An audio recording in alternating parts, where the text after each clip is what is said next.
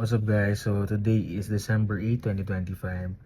So tomorrow kasi may event tayo with Lasal and then DLSU CSB, St. Benilde.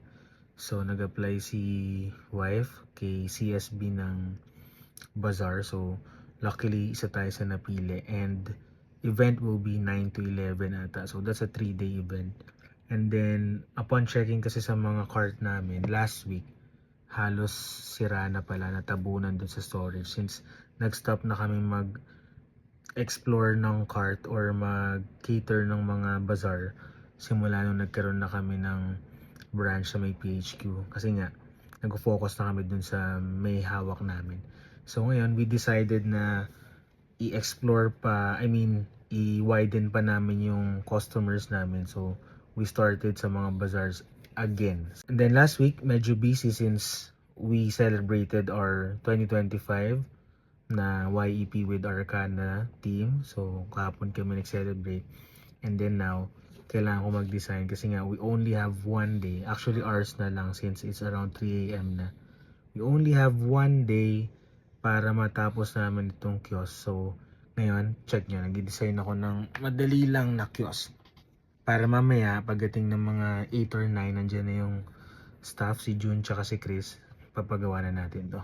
Nagbigay ng inspo si wife, so tatry natin gusto niya yung may pa-curve pero baka hindi na kayanin, sabi ko kasi nga limited na yung time. So ito na lang gagawin natin, pa-square na lang na may roofing. Pakita ko sa inyo. So this is the back nung mismong cart. This is around 1 meter.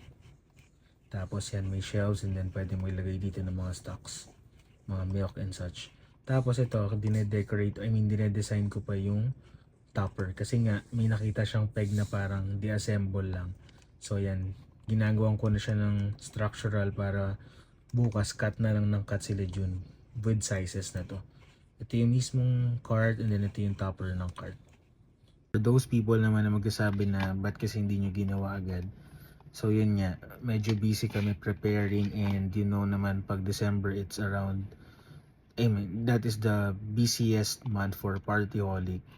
Kailangan din ng tutok nun, so ngayon lang natin magagawa to. Talagang procrastinating right now. Pero alam kong kaya naman gawin. Basta may tamang measurements, guide, tapos may plan para bukas gawa lang ng gawa. And one thing din is yung paint. So may paint na QDE. So that's what the contractors are using for wood. But this time, pagagamit ko lang is latex. So yun yung odor free na water base. Sabi mo sa akin na meron namang QDE na water base ah.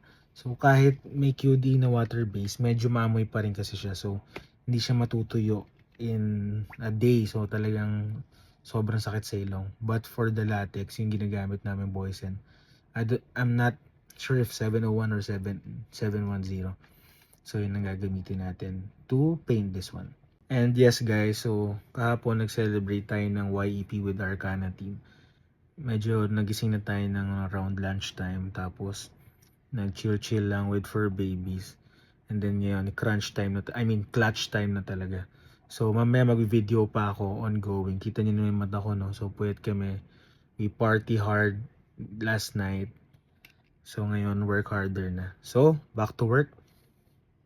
So yeah, after 7 minutes may poste na tayo for this one. So, para siyang Lego, no? Kabit, kabit, kabit. Tapos mamaya yung ceiling naman ang gagawin natin. Right? Time check, it's 3:07. And then nabuo na natin yung Voltes 4 pa lang to ng cart natin. So ito yung mga Lego pieces natin na gagawin for the coffee cart. Pakita ko. So itong lower body, foldable pa yan, no? So that is foldable into 1, 2, 3, 4. So mga 4 pieces. Ito isa, dalawa, tatlo, apat. So yun. Yan yung first na set. Second set, ito. Isa lang yan. Papatong lang. And then third, itong dalawa. This is the pole. And then lastly, yung mismong ceiling natin. So dyan papasok itong pole. No? Kita nyo sa dalawa. Dyan papasok. And then we have this pin light. Yan. So hindi ko pa lang nalalagyan. So may pin light tayo dyan. And then bubuuin ko lang with branding ng Arcape here. Alright? We are importing this logo na ginawa ni wife just to tweak some design lang. So, try lang natin. This is not yet official. So, gusto lang niya kasi magkaroon ng something new sa cup. So, yun yung naisipan niya.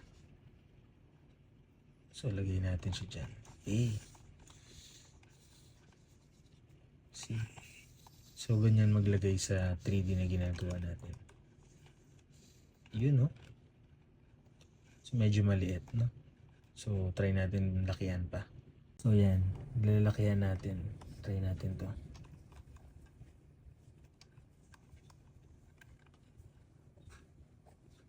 Yun. So, this will be sticker lang tomorrow since we have limited time.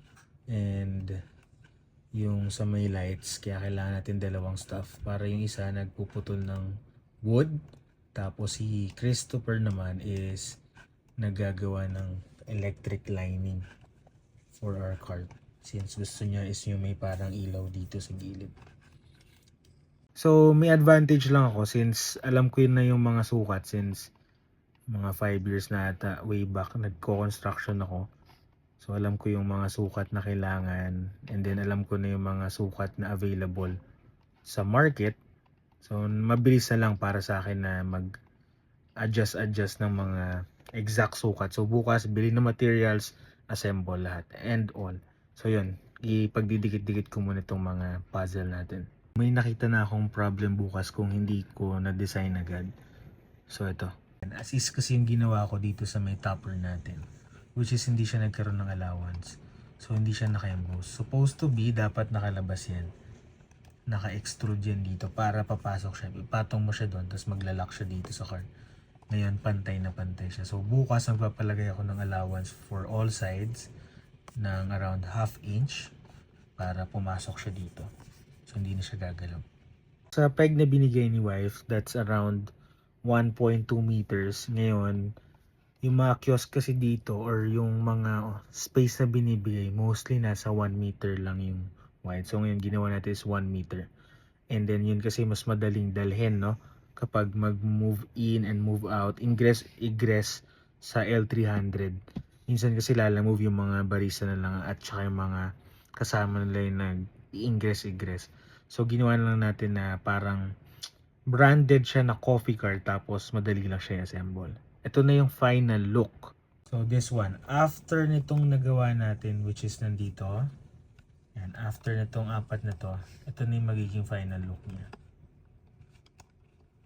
Yan.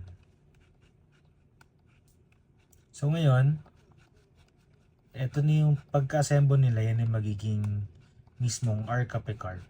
So may lights yan sa ilalim. And then supposed to be, gusto kasi ni wife na lagyan ng color. Kumbaga kakaibang color naman para pansinin.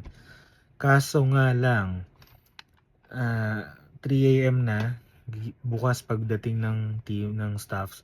So hindi ko alam na oras ko pa pwedeng ma-explain sa kanila to at sana dumating sila agad. So pagka ganun kasi, yung mga pinipintura dito na orderless, talagang sa Wilcon binibili o sa Home Depot. So yun yung mga ready mix na paint na, no? Kasi pag mahihirapan kapag magre-repaint ka ulit ng cart mo, sooner or later, tapos hindi mo alam, pinagawa mo lang sa pintor mo, hindi mo alam yung exact na kulay. So, hula-hula nila yun. So, much better na doon na lang bumili. Tsaka, hindi ko na kasi alam ngayon yung nasa market eh. Baka may orderless na. Tapos, yung gusto ko kasi yung lumabas dito is yung matte style. Yun yung maganda. Mabilis siyang magasgasan at madumihan. Pero, pagka first look mo kasi, maganda talaga. Siguro retouch na lang.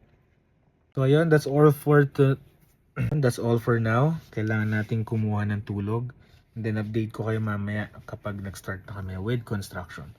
So, DLSU CSB St. Benilde, see you soon. See you tomorrow.